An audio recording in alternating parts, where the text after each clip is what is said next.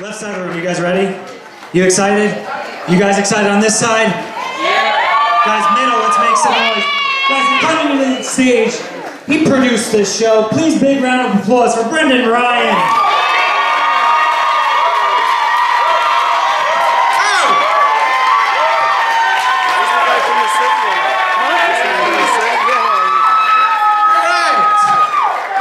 I have been drinking a lot lately. Anybody else here?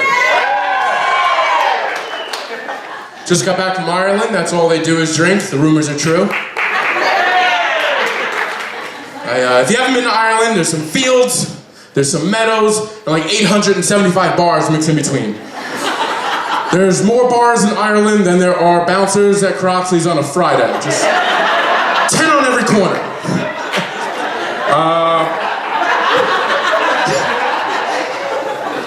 When I got there, one of the first things I found out when I got there is that they have Uber in Ireland. Did you guys know that?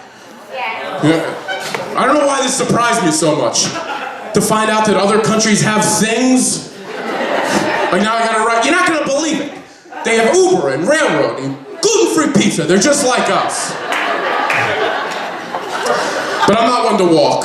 I'm not a walker. I love Uber. If it were up to me, I'd been carried to the stage. And then whisked away in a basket when I'm done. So I went for the Uber. I punched in my app, got a notification that said, Seamus was 8 minutes away. And I have never been more excited to get in an Uber in my life. This guy pulled up the jolliest Uber driver I've ever seen. I didn't even think he was real. I was like, did I just find out that there are leprechauns in Ireland? And the best job they can get is an Uber driver? This guy pulled out, what? Pulled up, hopped out of the car, opened the door for me, and he goes, be a good lad, sit up front with old Seamus. Which I didn't want to do, I didn't want to sit up front, but I didn't want to be a bad lad, so front I go. And at first, I thought that he thought we were going out on the town together because he goes, so where are we going for our first pint of the night? I said, Seamus, first of all, it's 8 o'clock in the morning. I just want breakfast. Second of all, I would love a pint with breakfast. Lead the way. After a few minutes, he says, so what part of the States are you from? And I said, I'm from New York. And my dumb New York brain is like, he's going to be impressed by that. He's going to want to know everything about New York now. But the thing is, I was wrong. He could care less about where I was from. He continued on like, I've been to the States myself. Beautiful people, wonderful country. I said, oh, what part did you go to? He goes, Orlando. I was like, that doesn't even count. You went to Disney. Got an Uber when I got back home to JFK. Completely different experience. I don't even think this guy knew I was in the back of his car. He was on his cell phone the entire time, arguing with his girlfriend, and it was on speakerphone, so I heard both sides of the conversation. Every few minutes I'm chiming in like, don't take the Belt Parkway! And, she's right, you could be a little more supportive. I like Uber, I love it. You guys Ubering, or are you still drunk driving? What's everybody's, yeah, all right. I find that I have two modes when it comes to Uber. First is when I'm sober and he picks me up and I want nothing to do with the conversation with my Uber driver. The second is when he picks me up from a bar and all I want to do is talk to my Uber driver. I become the Carson Daly of late night Uber rides, just asking questions like, so, how long you been Ubering? Do you have kids? Are they Uber drivers? I just want to be friendly.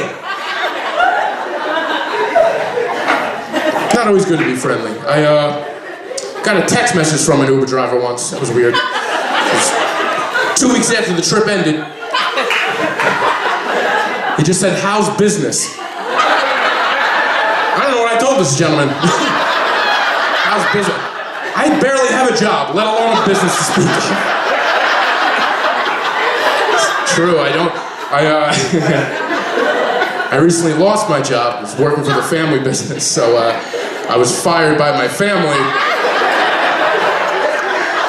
And when you get fired by your family, the first thing you do is you move back home. with your family. Second thing you do is you tell Uber drivers that you have a business. Living at home hasn't been, it's been all right. Definitely single. Nobody wants to be with the guy that lives at home with his former boss. I don't mind being single. I enjoy it. I feel like I'm too picky when it comes to women. Like, what you're looking at, this person should accept anything that comes my way with open arms. But I'm picky. Like, if I get catfish tomorrow, I should roll with that shit. You know? What's the worst that's gonna happen?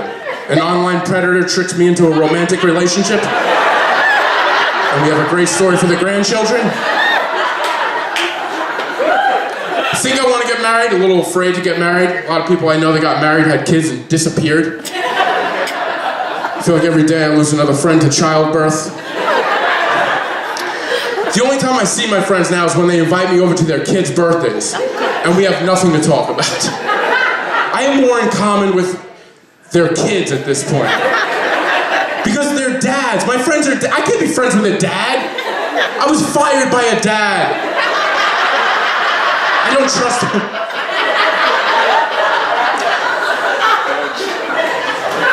Some of them are buying houses now. People I grew up with are buying houses. What?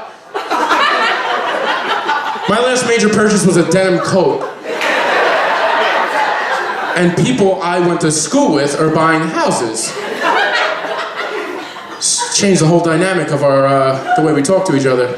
Like the same guy that I used to have great conversations about how to build the perfect water bong out of a Poland Spring bottle is now talking to me about adjustable rate mortgages. He's like, Brendan, this house, this property, how much equity do you think I'm gonna gain? I'm like, I don't even know what that means. I live with my parents. I don't know how much equity you're gonna gain. I know how much dignity I lose every time my mom folds my underwear, but...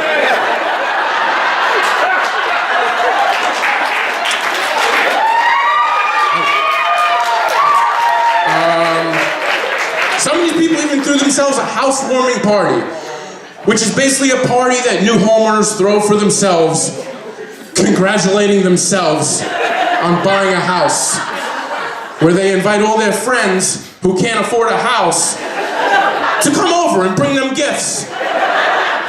And then they're like, Brendan, what's new with you? Apparently I'm furnishing your house, that's what's new with me.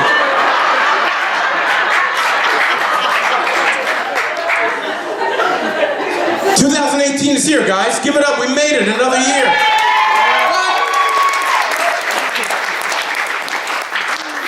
I feel like I'm sliding into another year of mediocrity. I made some goals for myself this year. Woke up, I had a friend tell me that I should relax, practice self-care, and then I had a panic attack using a meditation app.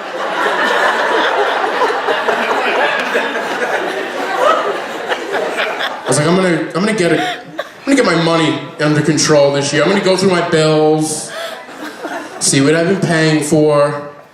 First problem is I'm way too old to be like, let me go through my bills, see where all this money goes. Second problem is I found out that I have 2 different gym memberships. I've been paying to go to 2 different gyms. This is not the body of a guy that has 2 different gym memberships. This is the body of a guy whose first meal of 2018 was a tub of Utz Party Mix, consumed in my bed. People that live healthy lifestyles don't eat out of tubs.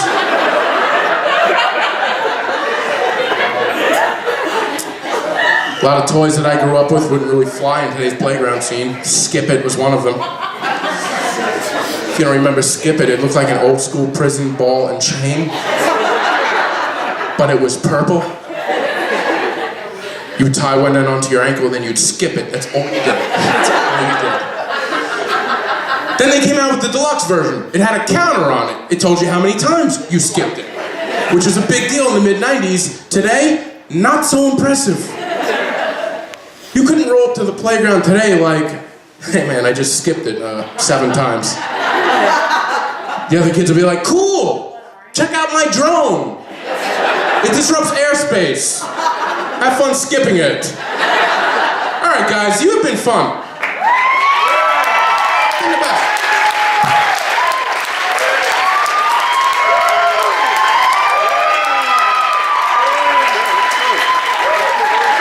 You can still hear you. Make some more noise for him.